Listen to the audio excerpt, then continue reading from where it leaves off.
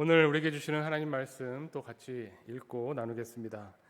오늘 말씀은 여호수아서 24장 14절부터 18절까지의 말씀입니다.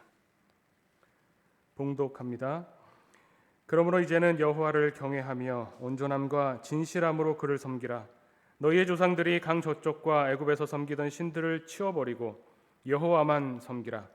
만일 여호와를 섬기는 것이 너희에게 좋지 않게 보이거든 너희 조상들이 강 저쪽에서 섬기던 신들이든지 또는 너희가 거주하는 땅에 있는 아모리 족속의 신들이든지 너희가 섬길 자를 오늘 택하라.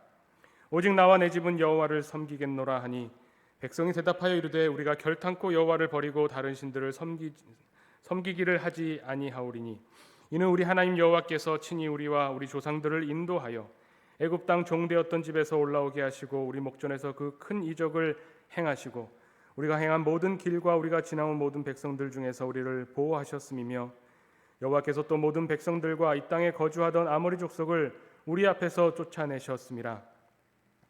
그러므로 우리도 여호와를 섬기리니 그는 우리 하나님이심이니이다 하니라. 아멘. 네, 오늘 말씀 제목이 여호와만 섬기라. 오늘 본문에 나오는 말씀입니다. 여호수아가 이제 이스라엘 백성을 어떻게 보면 모세 이후에 지도자로 서서 이스라엘 백성을 요단강을 건너서 가나안 땅에 들어오도록 또 가나안 땅에서 정착하도록 만든 지도자였습니다. 이제 나이가 많아서 죽기 전에 이스라엘 백성의 장로들 또 두령들 재판장들 유사들을 모아놓고 마지막으로 고별 인사를 하는 장면입니다. 23장과 24장의 여호수아의 마지막 유언과 같은 당부의 이야기가 기록되어 있습니다. 그 중에서 가장 핵심적인 것은 오늘 나오는 말씀이죠. 여호와만 섬기라.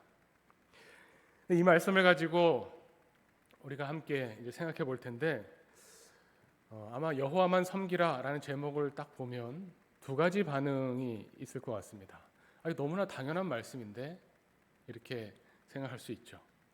너무나 당연한 말씀을 듣는다면 어떻게 됩니까? 반복적으로 너무나 당연한 말씀을 듣는 것, 그거를 설교라고 보통 많이 이제 생각을 하게 되죠. 그래서 설교가 지겹습니다.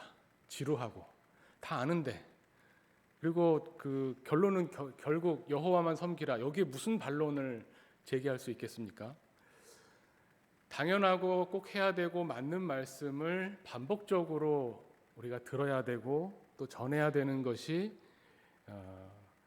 맞습니다. 그것이 또 우리의 신앙이죠. 예배입니다. 오늘 아까 찬송 부르면서도 그 말씀을 들려달라고, 이 성경 말씀, 하나님의 말씀을 들려달라고 우리가 찬양을 불렀는데 들으면서 하도 많이 듣기 때문에, 반복적으로 듣기 때문에 지루하고 그럴 때가 있죠. 그런데 이 말씀을 또 가만히 생각해 보면, 이 말씀을 여호와만 섬기라 가만히 생각해 보면 또 이런 반응도 나올 수 있을 겁니다. 이거는 너무 어려운데, 이 말씀은 불가능한데, 여호와를 섬기라 하면 할 수 있고 여호와도 섬기라 하면 내가 할 수 있는데 여호와만 섬기라고 하는 것은 이거는 어차피 안 되는 걸 왜 하라고 하실까? 이렇게 생각할 수도 있는 거죠. 말씀을 준비하면서 결론은 이미 나와 있습니다. 여호와만 섬기라, 하나님만 섬기라.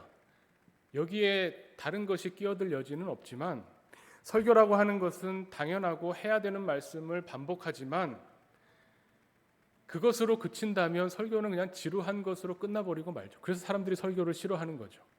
그런데 진정으로 우리가 마음으로 하나님 앞에 모여서 예배드릴 때 선포되어지는 말씀이 설교라면, 사실 이 설교에는 하나님의 말씀을 듣고 당연하고 알고 있고 진리의 말씀인 것을 듣고 우리가 그 말씀을 힘입어서 살 수 있게 하는 것이 사실은 설교죠.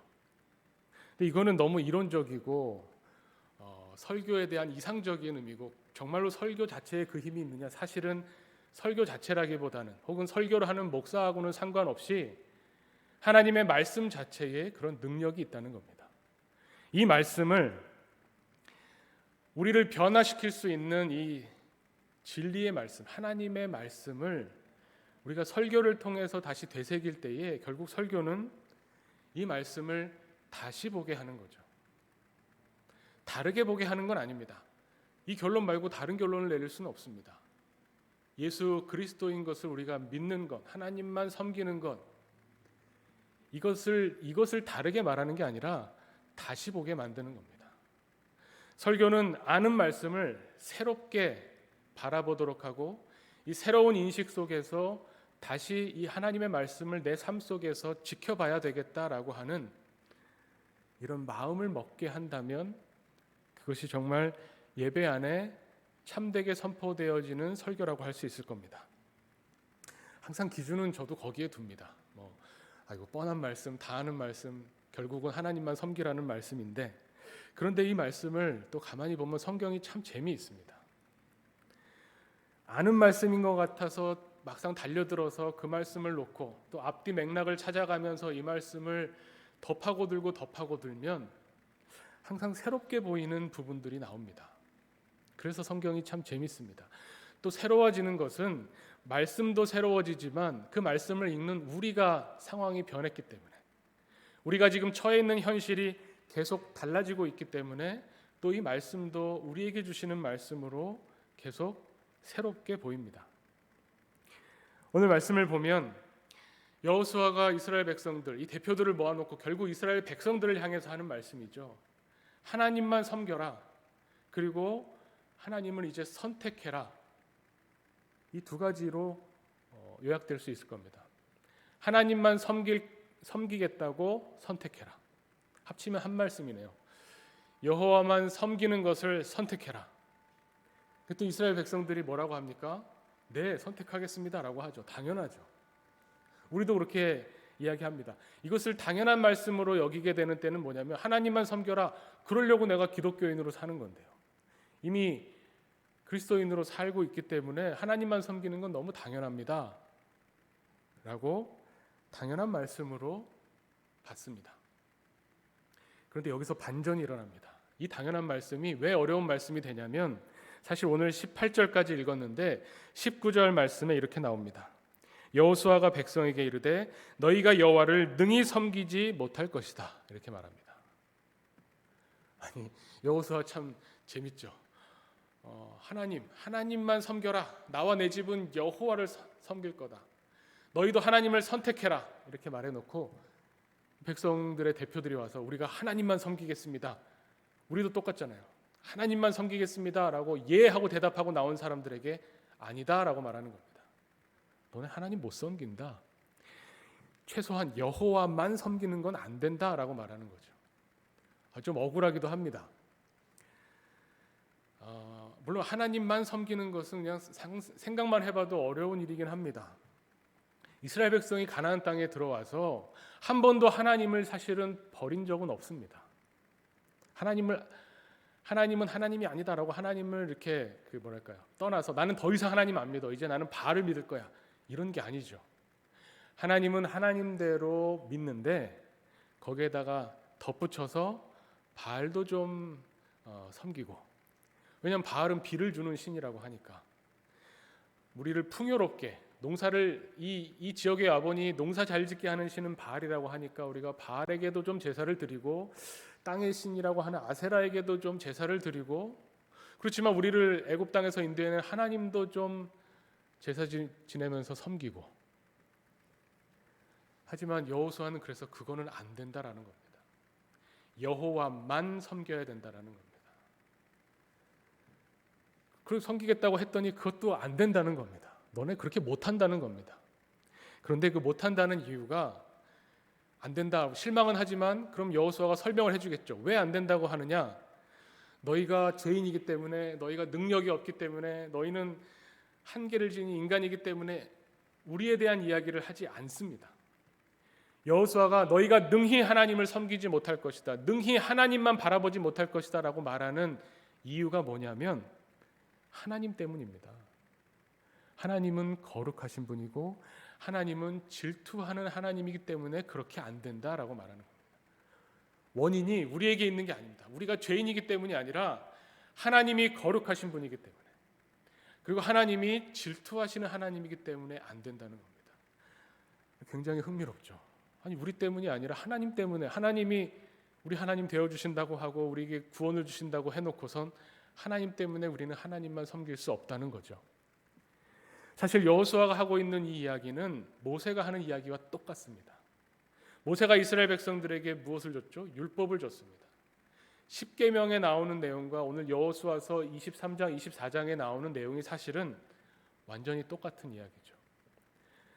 십계명을 앞으로 가서 출애굽기 20장에 나오는 십계명을 들여다보면 십계명의 첫 번째 계명이 뭡니까? 20장 3절에 이렇게 나옵니다. 너는 나 외에 다른 신을 내게 두지 말라. 십계명이 10개나 되는 계명이라서 10개 하나하나 분석할 수 있고 하나하나 우리가 새겨볼 수 있지만 사실 십계명은 하나입니다. 예수님도 그렇게 하셨지만 십계명을 싹 끌어모아서 쭉 짜서 엑기스로 만들면 어떻게 보면 첫 번째 나오는 1계명으로 다 합쳐질 수 있고 1계명을 또 다르게 표현할 수 있는데 1계명은 뭐냐면 나 외에 다른 신을 두지 말라. 오늘 똑같은 말이죠. 여호와만 섬기라 하는 것과 완전히 똑같은 말씀입니다. 그런데 이것을 다르게 표현하면 어떻게 되냐면 우상을 섬기지 말라와 또 똑같아집니다. 그래서 두 번째 계명이 우상을 너희한테 두지 말아라. 어떤 형상화시키지 말고 뭐에 새기지 말아라 라는 것이 파생되어 나오는 두 번째 계명이 되죠. 그러면서 그 두 번째 계명을 말씀하시면서 뭐라고 말씀하시냐면 20장 5절에 그 우상들에게 절하지 말고 섬기지 말라. 나는 너의 하나님 여호와는 질투하는 하나님인즉 이렇게 말씀합니다. 하나님만 섬겨라. 그 말은 우상을 섬기면 안 된다. 또 그 말은 하나님이 질투하시는 하나님이다라는 말하고 이어집니다. 그래서 질투하시는 하나님에 딱 나오면 여기서 우리가 조금 답답함을 느끼죠. 하나님도 질투하셔? 하나님이 우리 사람들과 비슷하게 이 질투라고 하는 게 어떻습니까? 어떤 우리 인간의 입장에서 보면 질투는 사랑하니까 질투하긴 하지만 소유욕이 강하죠. 나 말고 다른 사람 만나거나 다른 사람을 쳐다보기만 해도 내 마음이 막 가만히 있을 수 없는. 근데 하나님이 우리 인간처럼 질투하시는 하나님이다.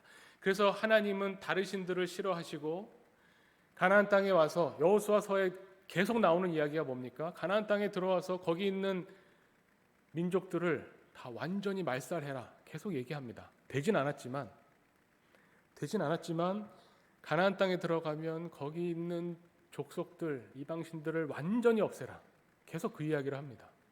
그래서 구약의 하나님 마치 잔인한 하나님처럼 이 질투하시는 하나님이시기 때문에 그렇구나.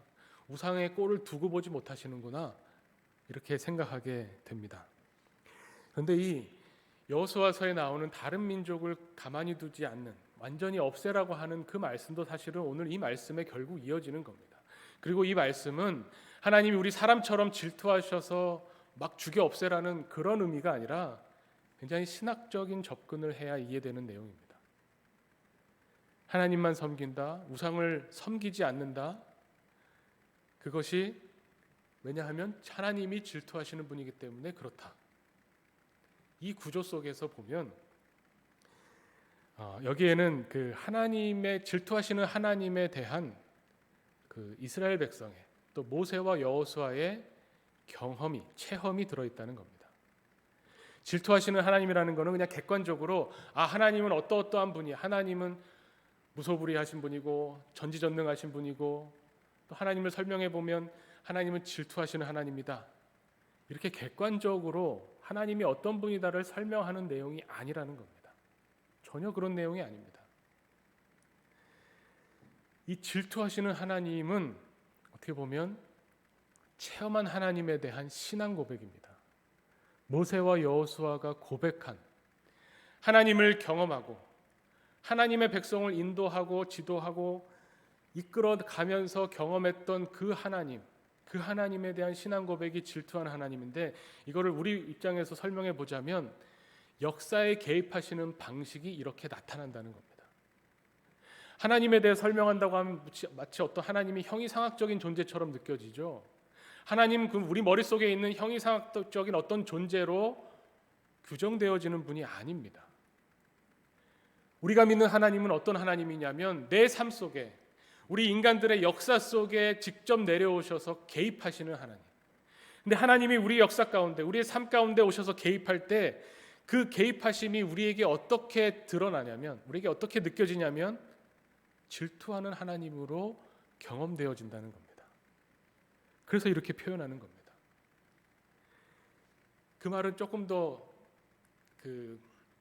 풀어서 보자면, 하나님이 우리가 죽는 거를 그냥 두고 보실 수 없다는 거죠.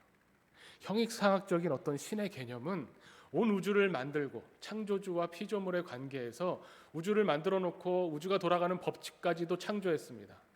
우리 중력의 법칙도 있고요. 무슨 우리가 알고 있는 과학적인 법칙들이 있는데, 그냥 이 우주는, 이 세상은 그 법칙대로 돌아가게 잘 돌아갑니다. 그래서 형이상학적인 존재는, 신은 만들어 놓고 딱 손을 떼는 거죠. 나는 다 만들었으니 니네들이 알아서 살아라. 그리스에서 말하는 신들은 약간 그런 느낌의 신들이죠. 그런데 성경이 증언하고 있는 하나님은 우리에게 다가오시는 분이고, 우리를 찾아오시는 분이고, 우리의 삶 속에 개입하시는 분입니다. 근데 그 개입이 어떤 개입이냐면 질투해서, 우리가 죽도록 그냥 내버려 두실 수가 없기 때문에 우리를 살리시기 위해서 우리의 삶 가운데로 들어오시는 하나님을 고백하는 겁니다.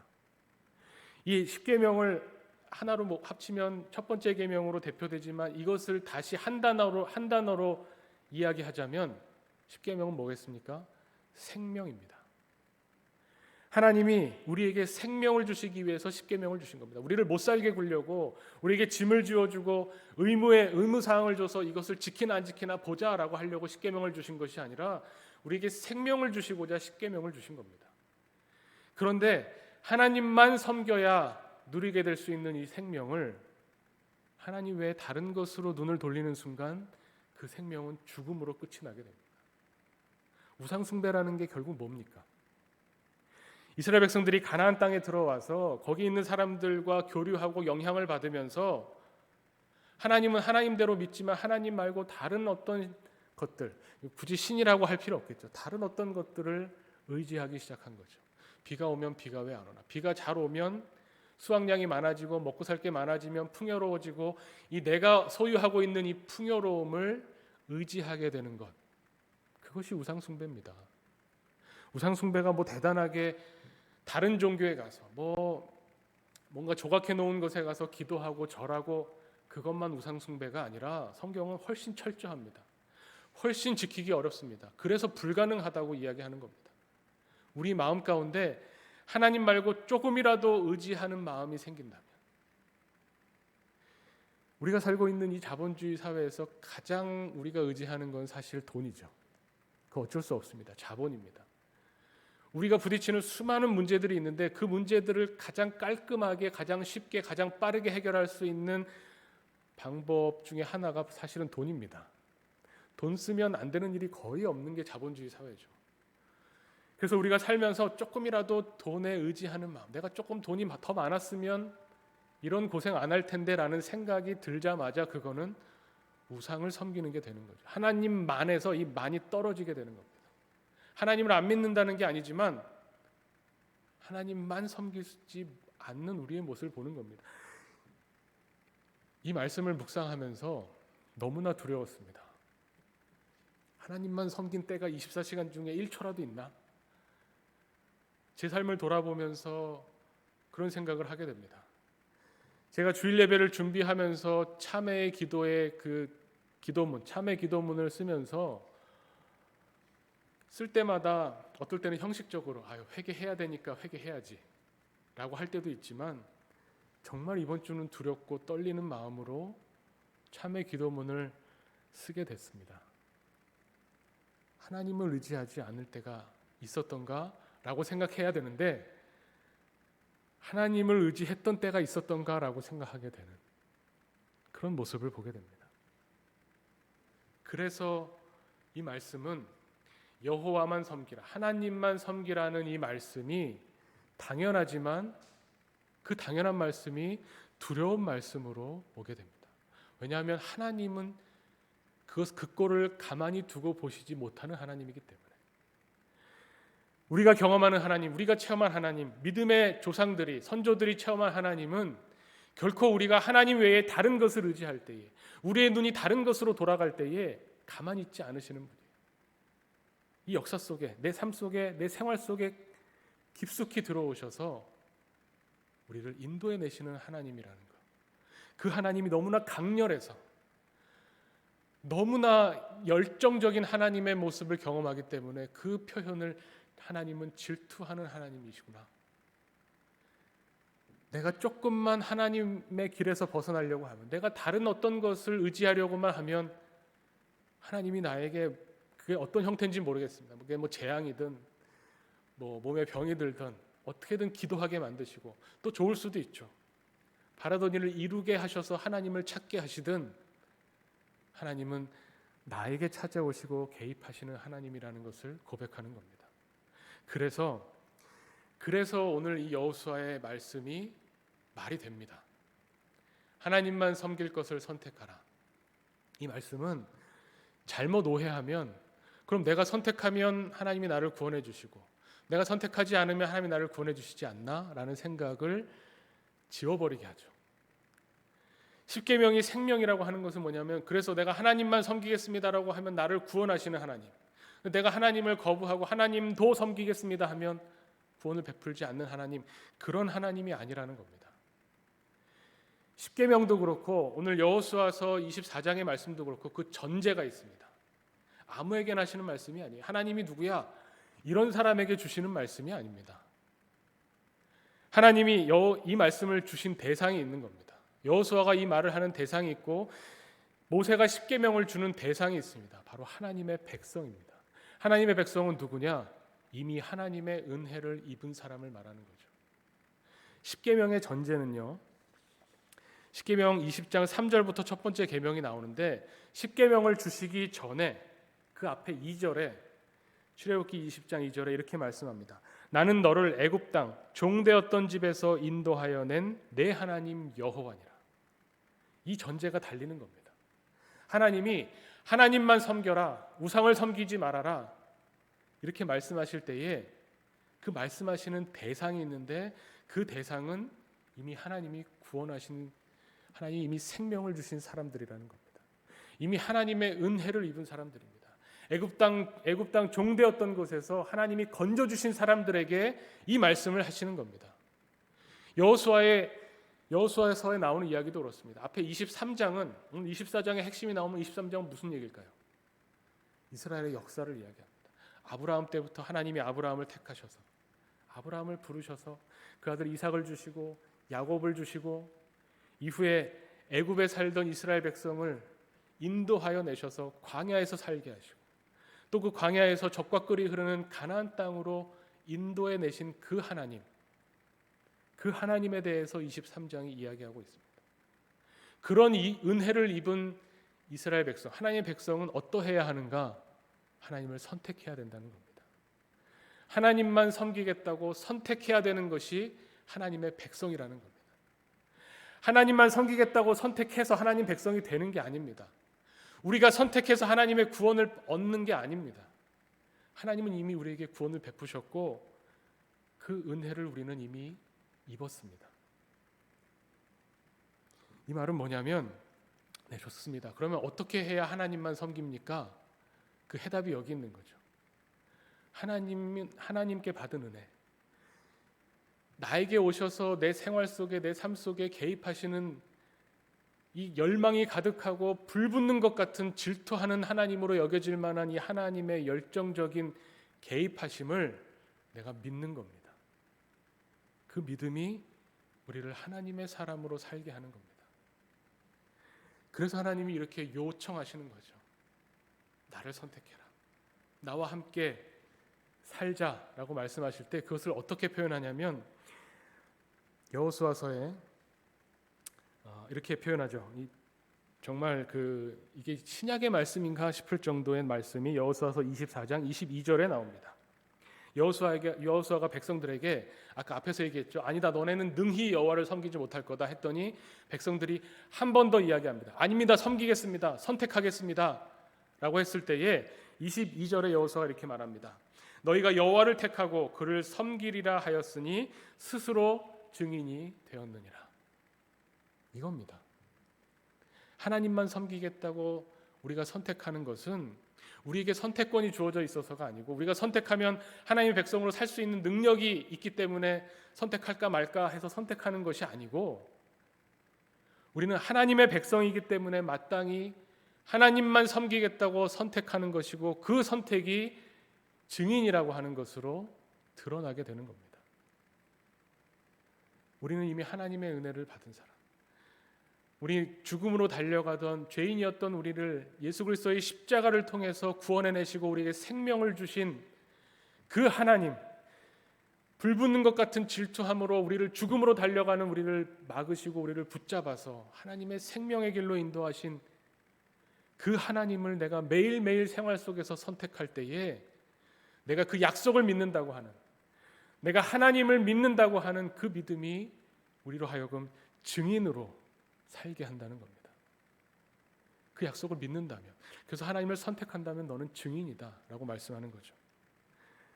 스스로 증인이 되었다. 그랬더니 하나님의 백성이 이르되 우리가 증인이 되었나이다 라고 했다는 겁니다. 예수님 우리에게 말씀하시죠. 신약에서도 똑같이 이야기합니다. 너희는 이제 예수 그리스도의 증인이다. 너희는 이제 증인이 되었다라고 이미 선언합니다. 우리는 이미 하나님의 구원하심을 받은 사람들이고 하나님이 베풀어 주시는 생명을 누리는 사람들입니다.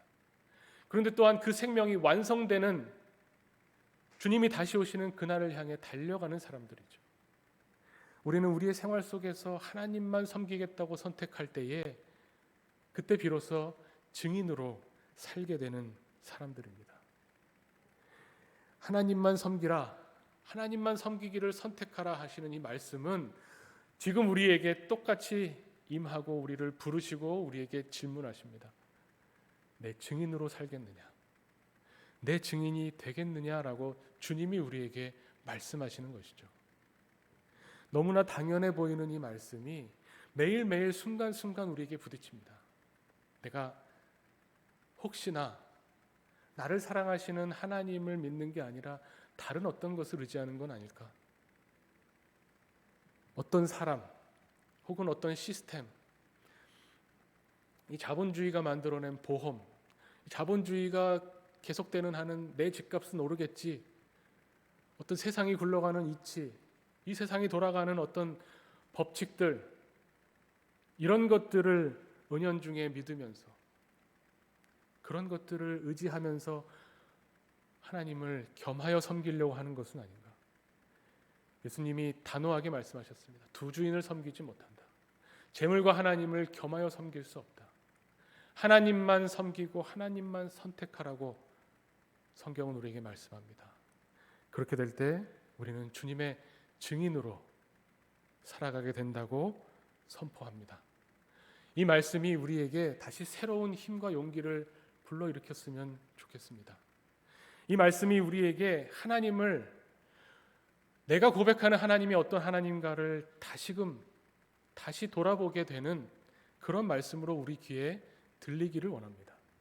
이 말씀을 통해서, 그렇지, 내가 힘들고 어려울 때 나를 건져주시는 그 하나님은 정말 내가 경험한, 누구에게서도 볼 수 없었던 질투하시는 하나님이시지, 나를 결코 가만히 내버려 두지 않으시고 생명의 길로 인도하시는 하나님이시지, 우리가 경험하는 하나님을 고백하고 그 하나님이 우리의 삶에서 드러나서 이 세상에서 예수 그리스도의 증인으로 살아가는 그런 우리 하나교회 공동체 되기를 간절히 축원합니다.